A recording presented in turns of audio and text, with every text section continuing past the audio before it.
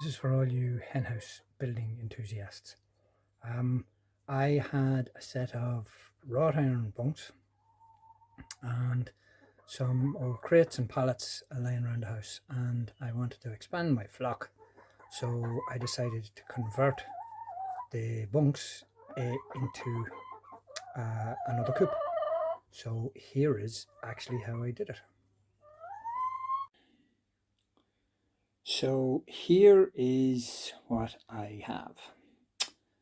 I have an old set of cast iron bunks that have been in the family for a long time and are now defunct.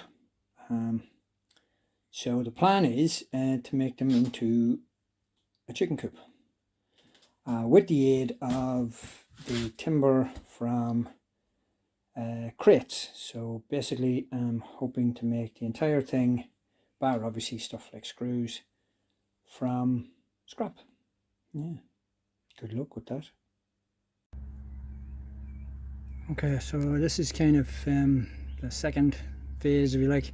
I've taken tops off the frames of the bunks, and I have actually framed out. Here you can see where I've framed out to get the floor on. I've done the same for the roof, and then the sort of sides of the hen house will run vertical. I cut lengths and they'll run vertical. So yeah, well, it's this far anyway. I'm not sure the hens are too keen on having the new introduction, but I'll do it sort of a phase basis so as to not to freak them out too much.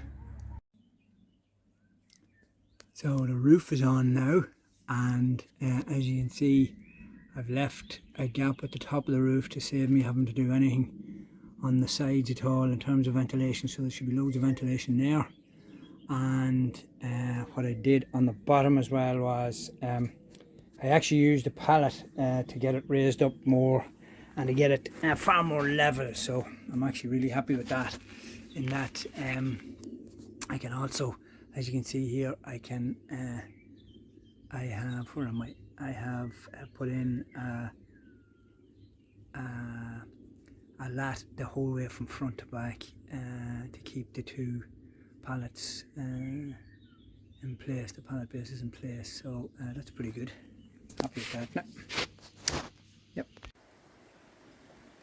So as you can see, I had to tilt the frame forward to get in at the back to do the actual back of the coop, and it's now done. And you can see I have my little vent at the top for ventilation, and I did give it a bit of fence life as well, because that wall is going to still probably get a bit wet, even though I've put these screens up here and thrown them out a bit so the rain will run off it. But yeah, so that's that bit done. The next now is to figure out how I'm going to do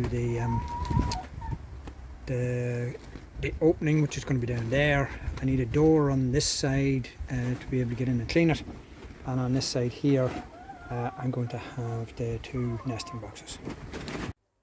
And this is phase 3 in fairness. So I have the run made, and I have that end of the hen house closed off from basic scraps that I have around the house, which is kind of cool. And this is what it looks like from the inside. And I also did a kind of a thing on the outside of the hen house that I think, or the coop itself, is going to make a big difference. I had these old windbreaks and I just did a rejuvenating jobby on them, and I have them now where they're actually out slightly, so the rain should fall away from the coop a bit more, and I put the wind barrier down there, so hopefully all that will make a difference.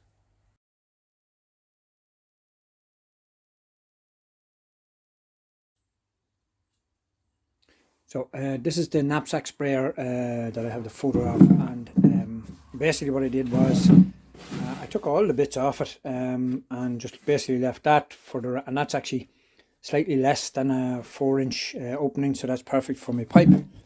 And I didn't have a lid, so I made up a lid. So the final sort of incarnation of it is this is what I did with the 4-inch pipe, and I put a little foot on the bottom of it, just so as the feed isn't sitting right on the ground in the hen house.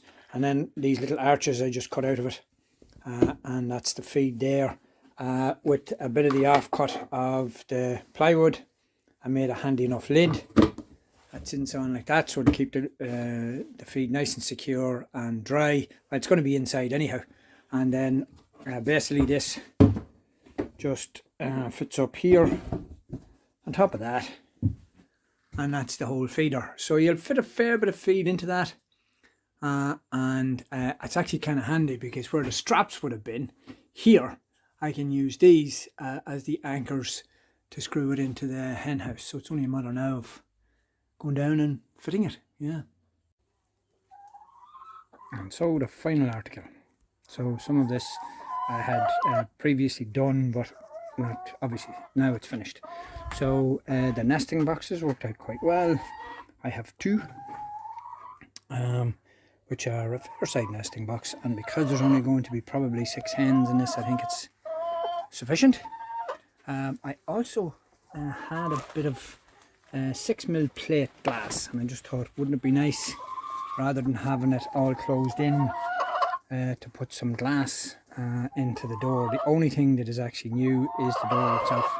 Everything else I either made or it's found. So I made the latch. And then this is the inside. So that's an old knapsack sprayer that I got, and I basically made it into a feeder, and obviously that's where the feed will come out. And I have 6 holes in there, which is plenty. I have 2 roosts on this side, and I have 1 roost on this side. And the floor, okay, that's a bit of plastic curry board, because it's quite light ply that's in there. So I just thought the curry board will probably save the ply. And that is the finished article. Now, because I don't want the new hens to get, they need to sort of get integrated with the old hens. So what I did was I have two hatches, if you like, and this one has a mesh here, so they'll be able to get in, and I'm segregating off the run. So for the first sort of week or so, the new hens will use that door and have their own run, and then the older hens will have the other run. So yeah, looking pretty good.